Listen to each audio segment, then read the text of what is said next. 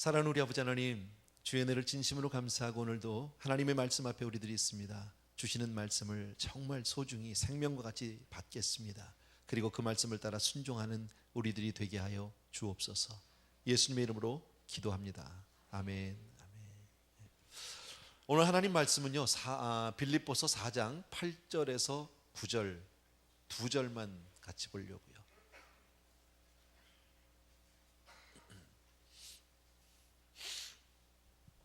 다 찾으셔서 같이 한번 읽겠습니다. 천천히.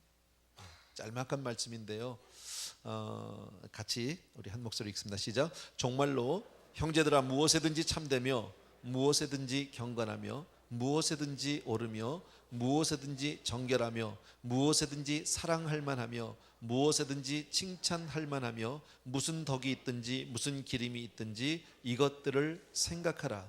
너희는 내게 배우고 받고 듣고 본 바를 행하라. 그리하면 평강의 하나님이 너희와 함께 계시리라. 아멘. 짤막한 말씀인데 설교를 준비하면서 그 이상 나갈 수가 없었어요.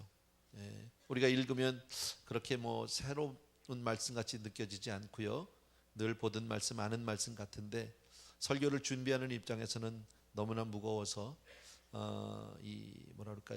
무겁다는 표현이 맞는지 모르겠지만 어쨌든 그 말씀의 무게를 느껴서 더 이상 나갈 수가 없더라, 이렇게 저는 생각합니다. 그동안에 우리는 빌립보서 1장 한 절 한 절 1장부터 거의 한 절 한 절을 쭉 같이 공부해 왔습니다. 살펴봤는데 바울이 오늘 드디어 그 결론을 얘기하고 있는 겁니다. 궁극적으로 정말 바울이 우리에게 권면하고 싶은 것은 바로 뭐냐면 너희가 배우고 받고 듣고 본 바를 그렇게 행하라고 얘기합니다. 아는 것으로 그치지 말아달라. 그리하면 평강의 하나님이 우리와 함께 계시겠다. 얼마나 좋은 얘기입니까, 여러분? 하나님의 은혜 받기 원하시면 아멘. 하나님의 평강 가운데 같이 임하게 되길 원하시면 아멘.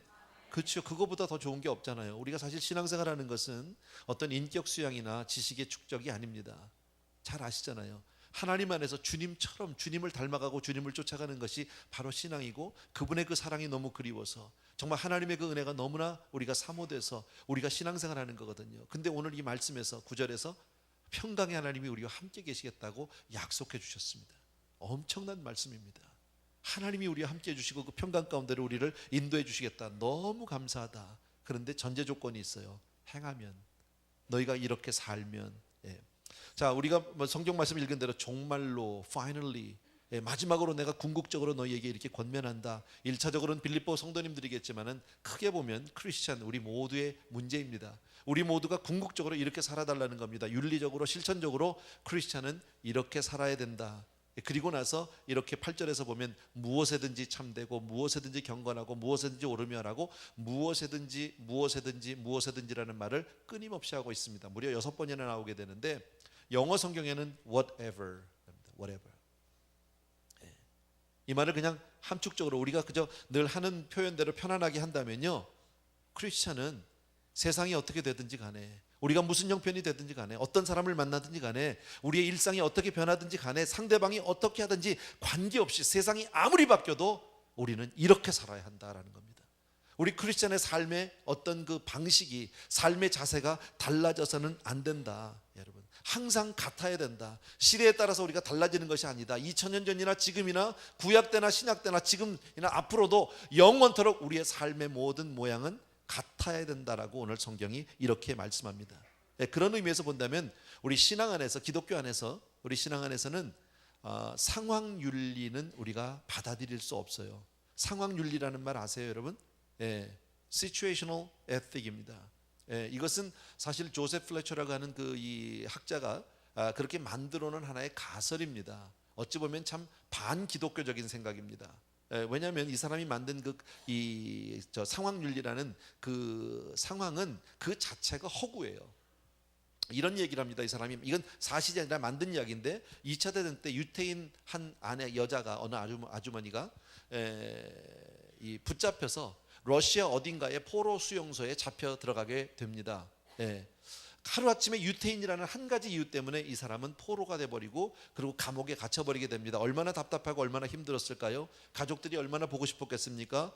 감옥 안에지만 사방으로 수소문한 결과 얼마 기간 후에 정말 어떠한 이 경로로 인해서 가족들이 드디어 다시 자기 고향 집에 모여서 산다라는 것을 알게 됐습니다. 그리고 그 가족들이 자기가 오기를 학수고대하고 있다. 그러니 이 여자가 얼마나 가고 싶겠습니까? 자기 감옥에서 정말 나갈 수만 있으면 나가면 좋겠는데 나갈 방법이 없죠. 근데 포로 수용소에서 유일하게 합법적으로 나갈 수 있는 한 길이 있는데 그건 바로 뭐냐면 여자는 임신을 해서 아이를 낳게 되면 그때 나갈 수 있는 거예요. 이 여자는 너무너무 가족의 품으로 돌아가고 싶고 그래서 어쩔 수 없이 가족을 보고 싶어서 그 감옥 안에서 간수를 꼬여서 그리고 임신을 하게 된다면 이건 현실 실화가 아닙니다. 허구입니다. 그렇다면 이 여자를 누가 정죄할 수 있겠는가? 이것을 누가 죄라고 얘기할 수 있겠는가? 이것이 상황윤리입니다. 그런 상황이라면 가족을 향해서 가족에게 돌아가고 싶은 그 마음 때문에 이렇게 해서 정말 이걸 뭐 간음이라고 얘기해야 될지는 모르지만 어쨌든 이런 일을 불륜이 아니니까 이러면 이것은 과연 하나님 안에서 이건 용납되는 죄가 아니냐 뭐 이런 식으로 얘기를 합니다. 굉장히 설득력이 있어 보이지만 사실은 우리는 믿음 안에서 받아들일 수 없는 겁니다. 왜? 하나님의 전능하심을 이 사람은 새카맣게 잊어버리고 있으니까. 왜? 하나님은 없는 데서 있게 하시고 안 되는 불가능을 가능케 하시는 분인 줄로 믿습니다. 정말 이 여자가 그런 상황에서 정말 가족에게 돌아가기를 원하고 하나님의 전능하심을 믿는다면 어떤 경우에도 이런 불륜이나 이런 사건을 저지르기보다는 하나님께 매달려서 엎드려 기도해야 된다. 믿습니까 여러분? 뭐 상황 윤리에 대해서 제가 얘기하고 싶은 것은 아닙니다. 오늘 성경에서 우리에게 말씀하는 것은 크리스찬은 어떤 경우에도 우리의 삶의 자세가 달라지면 안 된다. 세상이 변하기 때문에 우리도 달라지고 우리도 변해야 되는 것은 결단코 용납할 수 없다는 것이 오늘 성경을 통해서 빌립보서를 정리하면서 결론입니다. 8절 말씀을 통해서 보면 크리스찬은 어떤 경우에도 참되어야 된다. 진실해야 된다. 어떤 경우에도 경건해야 된다라고 얘기합니다. 사람을 대하든지 말을 하든지 어떤 생각을 하든지 무조건 크리스찬은 반드시 경건함을 우리가 가질 수 있어야 된다. 또 크리스찬은 항상 옳아야 된다. 불의의 길을 가서는 안 된다. 그리고 정결해야 된다. 너희는 뱀처럼 지혜롭고 비둘기처럼 순결하라라고 얘기했잖아요. 그래서 탐욕으로 더러워지면 안 된다. 세상이 아무리 탐욕적이고 세상이 아무리 더럽게 간다 할지라도 우리 크리스찬은 정결해야 한다. 또 순결해야 한다. 또 크리스찬은 어떤 경우에도 사랑할 수 있어야 한다. 원수도 사랑하라고 했으니까요. 또 무엇에든지 크리스찬은 칭찬받는 삶을 살아야 된다. 한마디로 얘기하면 뭡니까? 크리스찬은 경건한 삶을 살아야 된다 그 얘기겠죠. 인정받는 삶을 살아야 된다 그런 말이겠지요. 이것이 크리스찬의 삶의 모습입니다.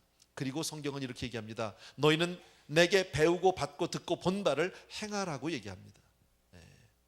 우리도 그렇게 살기를 원합니다. 정말 믿음 안에서 정말 하나님의 말씀대로 우리가 그렇게 순복하고 살고 싶은데 사실은 우리의 삶의 현장에서 실제적으로 살다 보면 이게 잘 판단이 되어지지 않는 경우들이 왕왕 있다는 거죠. 성경에 정확하게 명시가 되어 있다면 참 좋겠는데 그렇지 못한 문제들이 우리의 삶 가운데 많이 있다. 그럴 때 우리는 어떻게 하는 것이 좋으냐 여러분. 예를 든다면 뭐 오늘 꼭 그게 주제는 아니겠지만 일반적으로 그렇죠. 술 마시는 문제.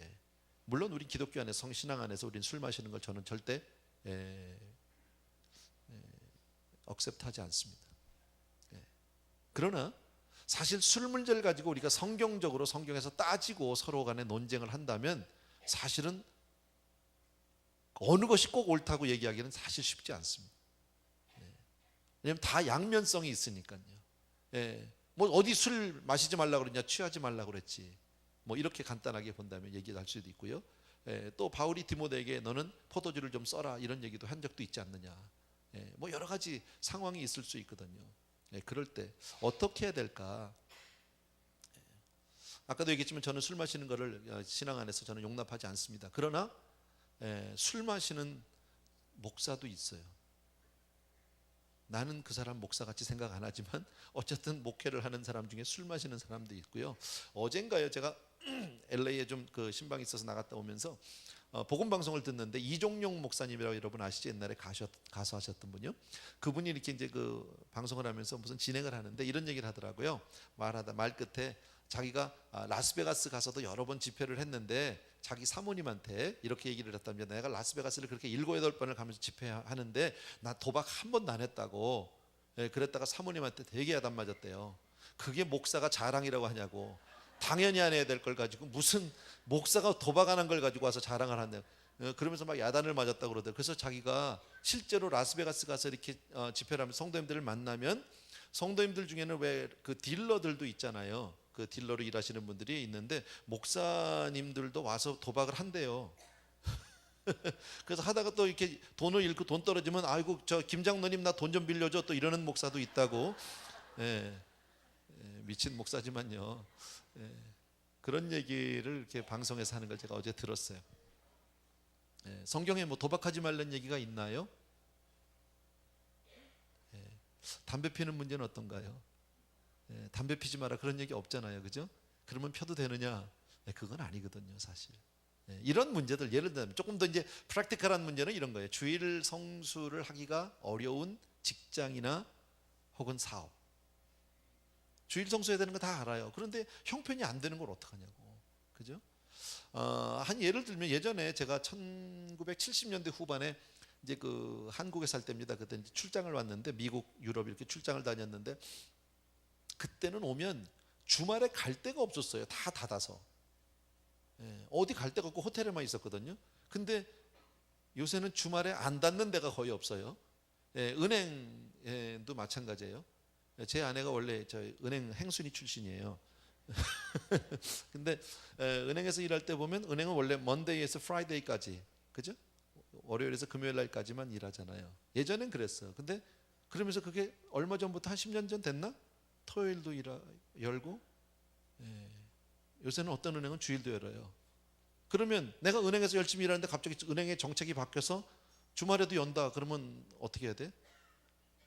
나는 크리스찬이라 성수주의라니까 난 못합니다고 불지르고 나와?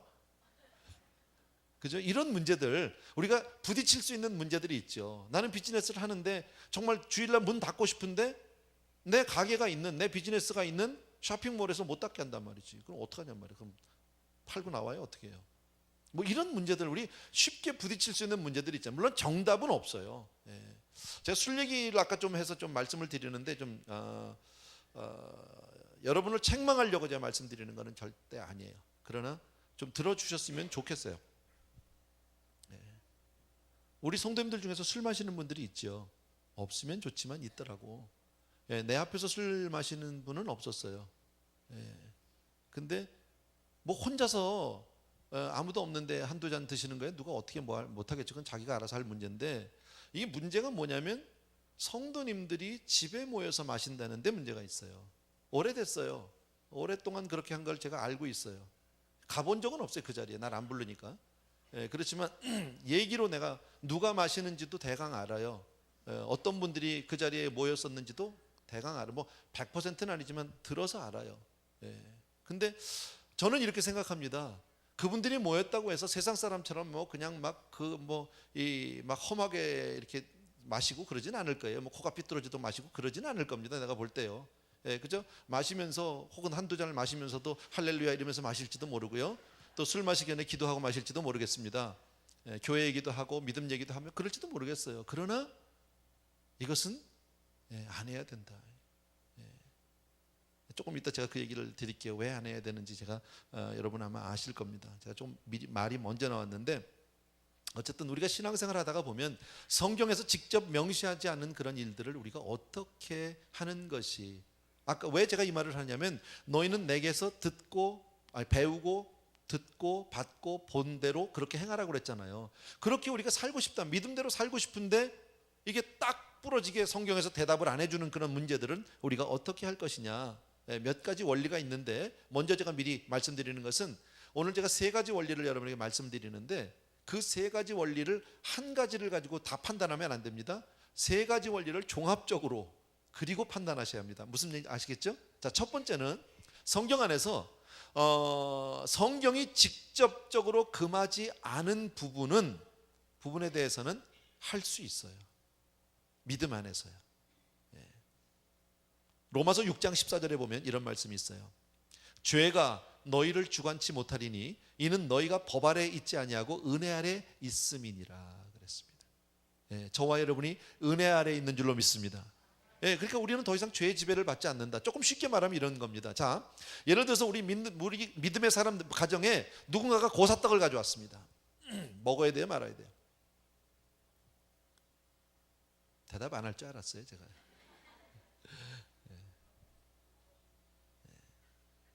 성경 안에서 우리가 믿음으로 본다면 사실은 아주 심플하게 얘기할게요. 자, 제1계명이 뭡니까? 나 외에 다른 신을 두지 말라. 믿으시면 아멘. 그죠? 우리에게는 하나님밖에는 없는 거죠. 그 다른 어떤 것도 우리는 인정할 수 없죠. 그렇다면 우리에게는 우상이라는 게 있을 수 있습니까? 없습니까? 없지요. 그러면 고사떡이 우상에게 바쳤던 떡입니까? 그냥 떡입니까? 그냥 떡은 떡이다. 떡 먹으면 되는 거예요, 사실은요. 그런데 뭐가 문제냐? 모든 것이 가합니다. 할 수 있습니다. 근데 고린도 전서를 보게 되면 6장에 뭐라고? 모든 것이 가하지만 다 유익은 아니다, 덕은 아니다라고 얘기합니다. 자, 고사떡을 가지고 왔는데 목사가 먹었습니다. 근데 옆에서 보는 성도님이 목사가 고사떡 불편해졌어요. 그러면 안 먹어야지. 내 말 이해되세요? 안 먹어야죠. 저도 그런 유혹을 가끔 받을 때가 있거든요. 이제 비행기를 타고 이렇게 어디를 가고 이럴 때 보면요, 꼭 비행기 안에 가면 이제 와인을 줍니다. 그죠? 뭐 와인 드시겠습니까? 하고 와서 이제 먹으라고 그러는데 빨간 와인하고 이제 하얀 와인, 하얀 겁니까? 저는 있죠. 와인 두 개가 있는데, 투명한 와인하고 두 개가 있는데, 한 잔 나도 마셔보고 싶은 마음도 있고요. 솔직히 마음에. 그다음에 먹으면 또 잠도 좀 잘 올 것 같기도 하고. 근데 빨간 거 먹다가 걸리면, 그죠? 나는 몰라도 나를 알아보는 사람이 좀 있을 수도 있잖아. 내가 그 정도는 됐잖아요, 그죠? 그러니까 불안한데 하얀 거는 놓고 물같이 먹으면 혹시 모르지 않을까 하는 유혹이 있다, 유혹이. 내가 술 한 잔 먹는다고, 내가 와인 한 잔 먹는다고 해서 하나님하고 내 사이가 깨져요? 안 깨져. 나 그 정도 믿음은 있어요. 그런데 뭐가 있습니까? 덕이 안 된다는 거예요. 만약에 내가 그거를 마셨는데 나하고 하나님하고는 관계가 없어. 그것 때문에 내가 뭐 그렇다고 술로 먹는 사람도 아니고, 어쩌다가 그럴 수 있다 할지라도 혹시 누가 봤다.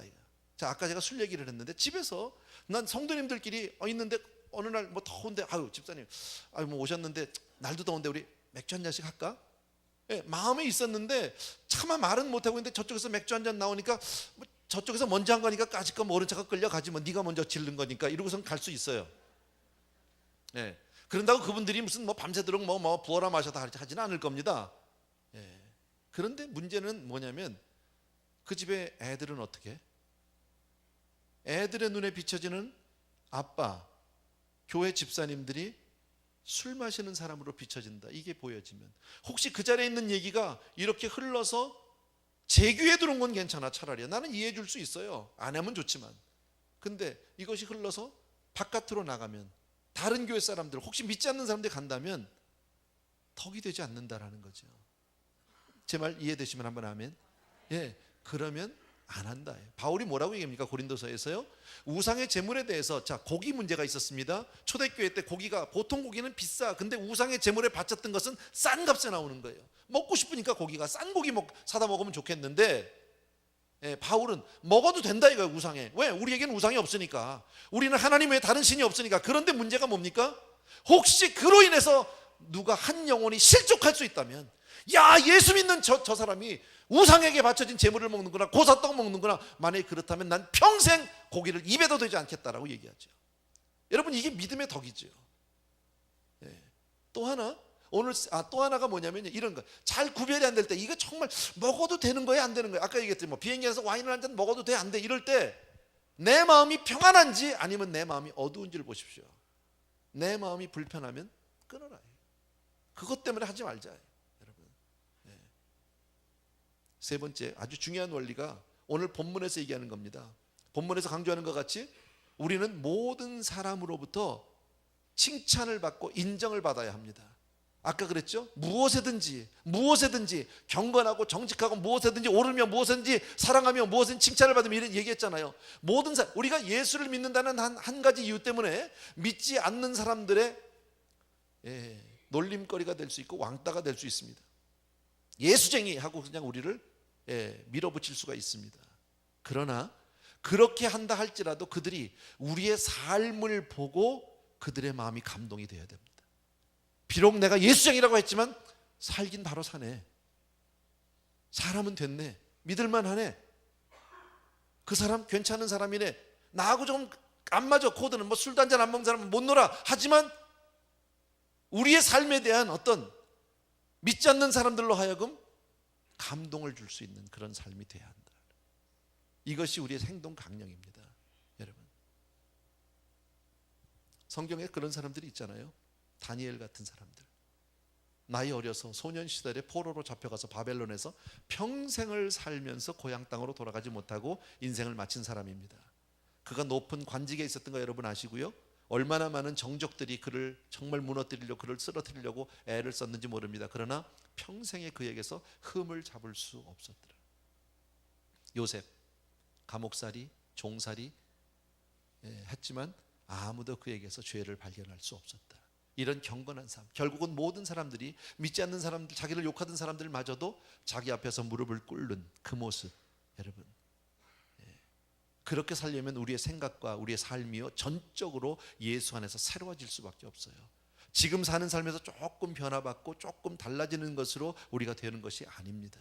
그래서 누구든지 그리스도 예수 안에 있으면 새로운 피조물이라, 새로운 사람이 되어야 합니다. 하나님의 능력으로만 가능한 줄로 믿습니다. 성령 안에서 되는 줄로 믿습니다.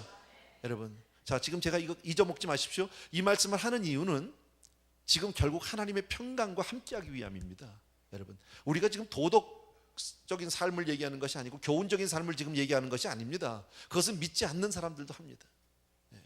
그런데 우리의 궁극적인 목적은 하나님의 은혜를 받고자 하는 겁니다. 하나님의 은혜, 하나님과 함께하는 것. 여러분, 그래서 너희는 내게 배우고 받고 듣고 본 바를 행하라, 그렇게 말합니다. 그렇게 살아라.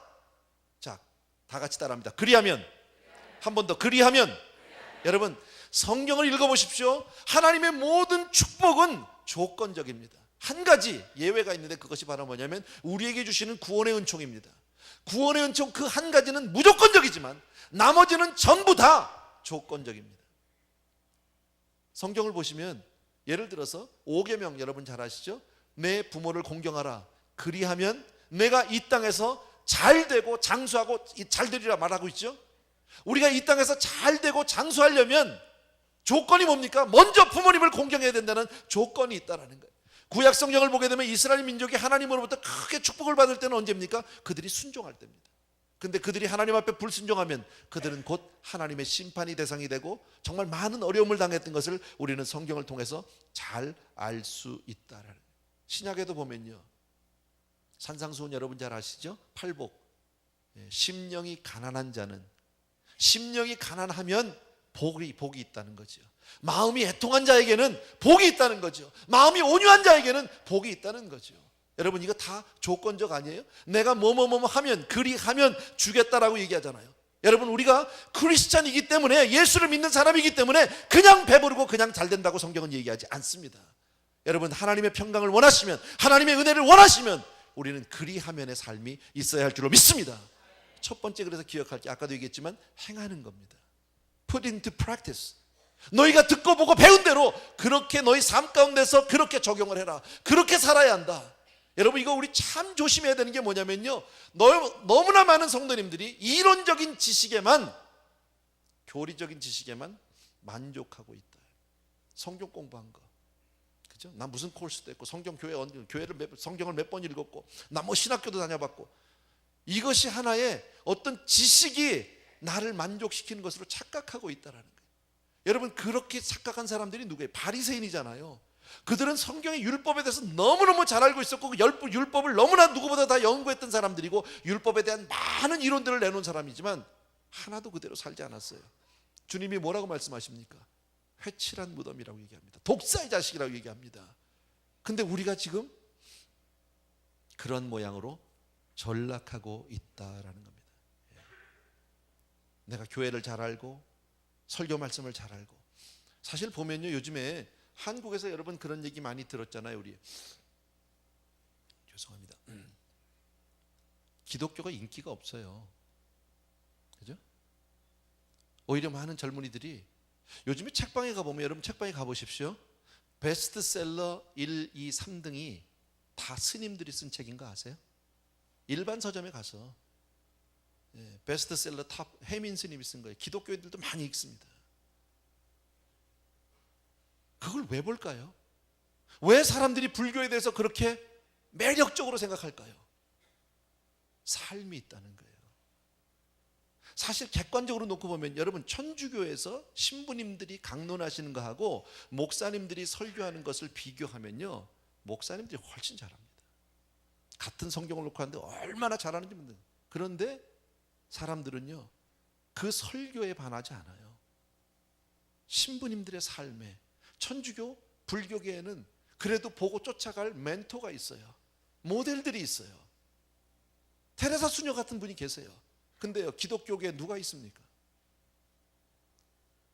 우리가 믿고 있는, 우리가 하고 있는 이 신앙 안에 우리가 정말 믿고 쳐다보고 쫓아갈 사람이 누가 있냔 말이에요.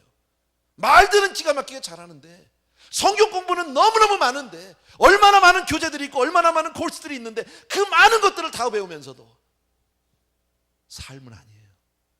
배우는 데서 그냥 하나 배우면 또 배우고, 그 다음 배우면 또 배우고, 그 다음에 뭐 없냐고. 나 가끔 이런 얘기 듣거든요. 우리 성도님들 중에서 다른 교회 가서 성경 공부한대요. 그런 얘기 들으면 가슴이 아파요. 첫째는 저 자신에 대한 반성이겠죠. 부족함. 내가 얼마나 성도님들을 잘 못 가르쳤으면, 얼마나 잘 못 먹였으면, 얼마나 잘 못 해드렸으면 다른 데 가서 이렇게 하실까. 채워드리지 못하는 데 대한 정말 죄송함이 있어요. 미안해요. 그런데 그분들의 삶을 보면요, 그렇게 다르지 않아요. 열심히 여기저기서 배우면서 자기들이 한 거 가서 또 우리 교회 안 한다고 얘기도 하고, 그것도 하자고 얘기도 하고, 뭐 여러 가지 얘기는 하지만, 그러나 실제로 그들의 삶을 보면 그렇게 달라지지 않아요. 여러분, 우리 교회 성도님들이 얼마나 많습니까? 매 예배 때마다 정말 예배, 우리 본당에 자리가 없을 정도로 꽉꽉 차고 보조 의자를 놓고 앉습니다. 그런데 왜 주방에서 우리 차장로님은 봉사부서, 봉사하는 부서들, 교구 구역들이 배정이 되어 있는데 그분들을 기다리느라고 발을 동동 굴르실까요? 왜 안 나옵니까? 여러분을 일을 못 시켜서 내가 얘기하는 게 아닙니다. 여러분, 앉아서 예배하고 듣고, 여러분 예배 참석하고 우리가 예배 드리고 설교 듣고 간다, 그게 납니까? 사는 것만큼 나예요. 내가 행동하는 것만큼 나예요. 내가 실천하는 것만큼이 바로 나예요. 여러분, 수없이 많은 좋은 설교 들었다고요, 그게 그럼 내가 신앙이 그렇게 좋아진 겁니까? 아니요. 내가 사는 만큼이 내 거예요. 여러분, 바리새인과 같은 잘못을 우리가 너무나 쉽게 범하고 있다. 바울이 로마서 2장에서 이렇게 얘기합니다. 너무 답답해서. 유대인들의 문제는 그들이 율법을 수여받은 백성이기 때문에 아무 문제가 없을 것이라고 생각하는 것입니다. 하나님이 그들에게 율법을 주셔서, 그러니까 자기들은 관계가 없이 다 된 거라고 착각하고 있다는 거예요. 그러나 하나님과의 바른 관계를 갖게 해주는 것은 율법을 실천하는 것입니다. 알고 있는 게 아닙니다. 야고보서 1장 25절을 보게 되면, 자유하게 하는 온전한 율법을 들여다보고 있는 자는 듣고 잊어버리는 자가 아니요 실행하는 자니 이 사람이 그 행하는 일의 복을 받으리라. 내 삶으로 한 만큼. 여러분, 마태복음 7장에 두 종류의 집이 나와요. 모래 위에 지은 집하고 반석 위에 지은 집하고. 차이가 뭐예요? 모래 위에 지은 집, 그 집을 지은 사람이 하나님이 주시는 복음 안에 있는 축복을 모를까요? 하나님의 은혜를 모를까요? 알아요. 그런데 그대로 안 사는 거예요. 다 알아요. 똑같이 집을 지은 것 같아요. 교회에서 다 멀쩡한 것 같아요. 그런데 언제 문제가 생겨요? 비가 오고 창수가 나면, 시험이 닥치면, 문제가 터지면 그때서 문제가 해결돼 드러나는 거예요. 자기 실력이 거기서 나오기 시작한다라는 거예요. 여러분, 말씀대로 살지 않는 것, 여러분, 이론적인 지식, 학문적인 지식, 거기에 만족하면 큰일 난다. 여러분, 오늘 설교 좀 딱딱하다고 제가 미리 말씀드렸어요. 두 번째로 우리 기억할 게 있어요. 행하라는 거예요. 두 번째 우리 기억할 거예요. 성자들의 삶을 한번 살펴보자는 거예요. 모범자들을 한번 보고 그들은 어떻게 살았는지 보자. 기억하십시오. 거룩한 삶은 단순합니다. 삶이 단순합니다. 사람이 죄를 지면요 복잡해져요. 그때부터. 여러분의 삶이 어떤지 한번 살펴보십시오. 여러분의 삶이 단순한 삶인지 아니면 복잡한 삶인지. 예전에 김광신 목사님 되시기 전에 있었던 이야기를 하나 들었는데요. 여러분들에게도 한두 번 제가 말씀드린 것 같아요. 누군가가 꽃을 한 다발을 주셨습니다. 그래서 꽃을 받아가지고 있는데 이걸 뭐 할까 그러는데 마침 옆집 할머니, 백인 할머니가 이렇게 보고 계시더래요. 그래서 얼른 그 꽃을 할머니를 드렸답니다. 이렇게 펜스 너머로 할머니 가지시라고. 할머니 받으면서 또 미국 사람들 너무 감격하잖아. 너무 이쁘다고, 꽃이 너무 감사하다고, 꽃 향기가 너무너무 좋다고. 그러더니 물어보더래요. 이 꽃 니네 집에서 딴 거니? 그러더래요. 그 목사님이 예스. 딴 거 아니거든요. 누가 준 건데 그냥 니네 집에서 나 딴 거냐? 그래서 예스 그랬다는 거예요. 그랬더니 할머니가 물어보더래요. 너네 집에는 이런 나무가 몇 개나 있니? 그 나무 심은 지가 얼마나 됐니? 이게 얘기가 길어지는데요. 거짓말을 낳고 거짓말을 너무너무 복잡하더라는 거예요. 그때부터 그 할머니가 보기 싫더래. 네. 그죠? 여러분 세상을 살면서요 아주 복잡하게 사는 사람 많습니다. 이 사람한테 가서 거짓말해서 돈 빌려다가 이 사람 갖다 주고 이 사람 거 빌려서 이 사람 갖다 맞고 이 사람 갖다 뒷사람 갖다 막 이러다가 언젠간 터지지만요 신문에 가끔 보면 나오죠. 얼마나 복잡하겠어요 그렇게 살으려면요. 경건한 삶, 거룩한 삶의 특징은 단순하다는 거예요. 여러분들이 정말 주 안에서 거룩하게 살려면요 삶을 단순화시키셔야 돼요. 교회, 집, 직장 그거 됐어요. 그만. 그 중간에 술집 가야지, 그 중간에 뭐 가야지, 그거 안 돼 뭐 라스베가스 가야지 뭐 이러니까요. 뭐 라스베가스 간 거 안 간 척하고 또 와야 되니까.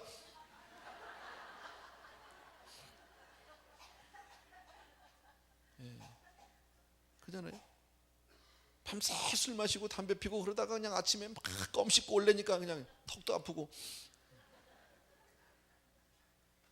성자들이 사는 것을 보면 그들의 삶에 몇 가지 원칙이 있어요. 우리 다 아는 거예요. 그러나 내 삶을 한번 돌아봤으면 좋겠습니다. 첫 번째, 여러분 기억할 것은 그들은 언제나 하나님 중심으로 하나님께 영광을 돌리는 삶을 살려고 애를 썼다. 네, 우리도 그렇게 살아야 할 줄로 믿습니다. 근데 내 삶을 보십시오. 여러분의 중심이 어디 있는지 보십시오. 무엇을 위해서 살고 있는지를 보십시오. 나는 오늘도 무엇을 위해서 내 삶에 정말 모든 노력을 들이고 있는지 한번 생각해 보십시오. 바울, 루터, 여러분 모든 사람들 보십시오. 캘빈, 웨슬리, 그 많은 사람들을 보게 되면 다 하나님의 영광을 위해서 최선을 다했던 모습을 합니다. 또 하나, 하나님의 사람들의 특징은 가능한 한 하나님에 관한 계시를 많이 읽었다라는 겁니다. 왜냐하면 내가 하나님을 알아야 섬길 거 아닙니까? 하나님을 알아야, 정말 하나님을 알기를 원한다면 성경을 읽어야 할 줄로 믿습니다. 그런데 성경 읽으시나요? 지난 주일 교회 와서 성경 펴보고 오늘 처음 피신 분 안 계세요? 정말 읽으세요? 여러분 이게 문제라는 거예요. 세 번째, 기도하는 삶이에요. 아주 심플. 여러분 내가 누군가를 너무 좋아하고 사랑하면 같이 있고 싶고 말하고 싶고 알고 싶고 당연한 거 아니에요? 주님을 사랑하는데 같이 있고 싶진 않아. 제가 새벽 기도 끝나고요 뒤를 돌아보면 5분 10분이 안 돼서 그 자리를 박차고 나가시는 분들이 많습니다. 정말 바빠서 그랬을까요? 그 5분 10분을 견딜 수가 없는 거예요. 너무 불편해서 있을 수가 없는 거예요. 사랑하는 거 맞아요? 근데 그리고 맥도날드 가면 1시간 2시간 있습니다. 이게 우리 실력 아니에요? 그리고 어떻게 내가 하나님의 은혜를 받을 수 있습니까? 그리고 내가 어떻게 하나님의 평강을 내가 구할 수 있습니까? 그리고 뭘 하나님으로부터 내가 얻기를 원하십니까? 성경은 분명히 말합니다. 너희 본바를 행하라고 얘기합니다. 여러분 정말 하나님의 그 축복이, 하나님의 은혜를 원하시거들랑 기다리지 말고요, 체험할 때까지 기다리지 말고요, 달려드세요. 성경 읽으시고 기도하세요. 그리고 하나님께 더 나아가세요. 하나님이 반드시 그 은혜를 주실 줄로 믿습니다. 그리고 성자들을 보면 자기 스스로의 삶을 겸비하게, 겸손하게 낮춰서 항상 내 삶을 조명해보고 있다는 겁니다. 그리고 세속적인 것, 세상의 악과는 어떤 모양으로도 끌으려고, 거기서 멀어지려고 몸부림쳤던 것들을 알 수 있습니다. 제가 아까 말씀드렸지만요, 저는 사실 설교 준비하다가 이 말씀 아무것도 아닙니다. 사실은요, 읽으면 그렇게 대단한 스토리가 있는 것도 아니고 무슨 사건이 있는 것도 아닌데, 이 말씀을 읽는 가운데 9절 중반에서 그리하면, 네가 그렇게 살면 평강의 하나님이 너와 함께 계시리라. 하나님이 같이 계셔주겠다고 약속하고 있지 않냔 말이죠. 이거 얼마나 엄청난 약속입니까? 하나님이 우리와 같이 해주시겠다고 약속하고 있는데, 문제는 뭐예요? 안 하고 있다는 거죠. 우리가 내가 안 하는 거죠. 정말 내가 하나님의 은혜를 원하는 것은 맞느냐라는 거죠. 여러분, 평강의 하나님이 정말 내 삶 가운데 함께하길 원한다면 우리 이렇게 살아야 할 줄로 믿습니다. 여러분, 하루아침에 우리가 달라지는 거 제가 기대하는 것도 아니고요, 여러분들을 책망하려고 제가 이 말씀 드리는 거 절대 아닙니다. 우리가 그렇게 살아보자, 경건한 삶을 살아보자, 도덕적이고 윤리적인 삶을 제가 요구하는 것도 아닙니다. 그러나 하나님의 말씀대로 순종하고 우리의 삶을 한 걸음 한 걸음 드릴 때 하나님의 평강이 내 삶을 주장하시게 될 줄로 믿습니다. 하나님의 은혜가 내 삶을 붙들어 줄 줄로 믿습니다. 그렇게만 되면 내가 하지 말라고 해도 하나님의 그 은혜 때문에 날마다 주께로 달려가게 될 줄로 믿습니다. 더욱더 경건한 삶이 될 줄로 믿습니다. 배우기만 하고 우리가 행동하지 않으면, 그대로 살지 않으면 생각만 많고요, 말만 많아요. 여러분, 행복하지 않아요. 그 가운데 기쁨이 없어요. 여러분, 마음의 평강도 없어요. 그 뭐가 좋습니까? 여러분, 정말 주님을 사랑하는 저와 여러분, 정말 주의 말씀대로 순복하는 그런 저와 여러분 되길 주의 이름으로 축원합니다. 아멘. 이 시간에 우리 찬송가 같이 하나 드리고 싶은데 212장입니다. 너 성결기 위해 늘 기도하며, 우리 기도하는 마음으로 여러분 잘 들으시고 나서 함께 기도하겠습니다.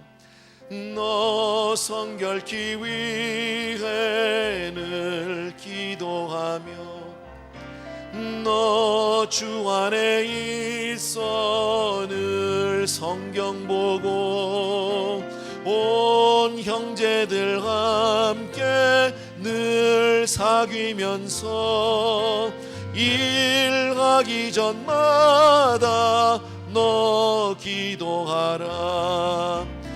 너 성결기 위해 내 머리 숙여, 저 은밀히 계신 내 주께 빌라. 주 사귀어 살면 주 닮으리니, 널 보는 이마다 주 생각하리. 3절, 너 성결기 위해 주 따라가고, 일하도 땅 광치 말고, 참 즐거울 때나 또 슬플 때나 너 주님만 믿고 늘 따라가라. 너 성결기 위해 늘 기도하며, 내 소원을 주께 다 맡기어라. 너 성령을 받아 주 섬겨 살면 저 천국에 가서 더 잘 섬기리. 아멘, 아멘. 이 시간 한번 우리 기도하기를 원합니다. 하나님 주신 말씀 기억하면서요, 오늘 말씀은 어렵지는 않아요. 정말 우리가 배우고 듣고 보고 받은 대로 그렇게 살라는 거예요. 우리가 이제까지 얼마나 많은 정말 말씀을 들었고 얼마나 많은 공부를 했는지 모릅니다. 그러나 내 삶은 그것을 쫓아가지 못합니다. 하나님 앞에 오늘부터라도 성결한 삶, 정말 정직한 삶, 거룩한 삶, 경건한 삶 살 수 있도록 하나님 내 삶을 붙들어 주옵소서. 한 걸음씩 가겠습니다. 크리스찬의 삶을 살겠습니다. 주여 내 삶 가운데 함께하여 주옵소서 하는 마음으로 이 시간 같이 기도하겠습니다. 사랑하는 내 아버지 하나님, 주님 앞에 이 시간 간절히 간구합니다. 정말 우리 사랑하는 성도님과 더불어서 성결한 삶을 살기를 간절히 소원합니다. 주님 앞에 이 시간 아버지 내 삶을 돌아봅니다. 내 삶을 내려놓습니다. 사랑의 주님, 능력의 내 아버지 하나님, 주님께서 우리 사랑하는 성도님들 위해 오늘도 기름 부어주시기 원하고 축복해 주시기를 간절히 소원합니다. 오 할렐루야 바코라바 야라바 손다라바 코라바려 야라바 사랑하는 내 아버지 하나님, 주여 정말 우리가 주님만을 따라갈 수 있도록 도와주시기를 원합니다. 아버지 하나님, 하나부터 정말 믿음의 걸음을 걸어갈 수 있도록 도와주옵소서. 일상에서 아버지 하나님의 믿음으로 승리할 수 있도록 주여 도와주시옵소서. 사랑하는 성도님들을 축복해 주시기를 간절히 소원합니다. 아버지 하나님, 오늘도 주의 말씀을 통해서 주여 정말 너희는 배우고 아버지 하나님 받고 보고 들은 대로 그렇게 행하라고 말씀하신 아버지 하나님, 믿음의 길을 따라갈 수 있도록 축복하여 주시옵소서. 성도님들을 기억해 주시기 원하고 기름 부어 줄 줄로 믿습니다. 아버지 함께해 주심을 감사하고 예수 이름으로 기도합나이다. 아멘. 자리에서 다 일어나셔서 우리 너 성결기회 1절만 같이 드리겠습니다.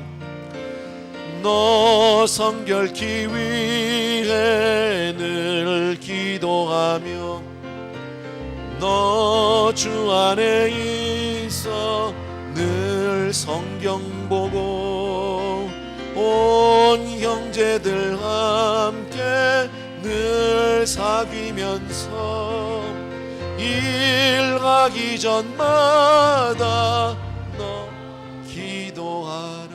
아멘. 참 고마우신 아버지, 오늘도 또 한 번 하나님 우리에게 직접적으로 이렇게 말씀 주시니 감사합니다. 그동안에 우리가 얼마나 아버지 하나님 명목적인, 아버지 얼마나 우리가 지식적인 신앙생활을 했는지 다시 한번 내 자신을 돌아보고 회개합니다. 사랑하는 아버지요, 정말 들은 대로 본 대로 배운 대로 받은 대로 하나님 그렇게 살 수 있도록 우리에게 믿음의 믿음을 더하여 주시옵소서. 세상과 삶 가운데서 하나님 주여 정말 우리가 갈등하지 않게 도와주시옵시고, 정말 우리가 아버지 결단해야 될 시간이 있다면 믿음의 길을 감히 담대히 쫓아가는 그런 믿음 허락하여 주시옵소서. 사랑하는 아버지, 오늘도 우리 귀한 성도님들이 아름다운 예물들, 귀한 것들을 주님께로 올려드리는데 하나님 우리의 드리는 이 예물을, 물질을 받지 마시옵시고 우리의 삶을 받아 주옵소서. 우리의 모든 것을 주께로 드리고 주님을 쫓기를 원합니다. 주님처럼 살게 되기를 원합니다. 그리하여 하나님의 평강이, 하나님의 위로가, 하나님의 은혜가 차고 넘치는 모든 성도님들의 삶이 될 수 있도록 은혜 베풀어 주옵소서. 이제는 우리 주 예수 그리스도의 은혜와 하나님 아버지의 극진하신 그 사랑하심과 성령님의 함께해 주신 놀라운 은혜가 이 시간 또 한 번 정말 내가 결단하고 주님의 길을 따르기로, 주님처럼 살기로, 경건한 삶을 살기로 작정한 모든 성도님들을 위해 이제로부터 영원토록 함께 계시를 지어다. 아멘.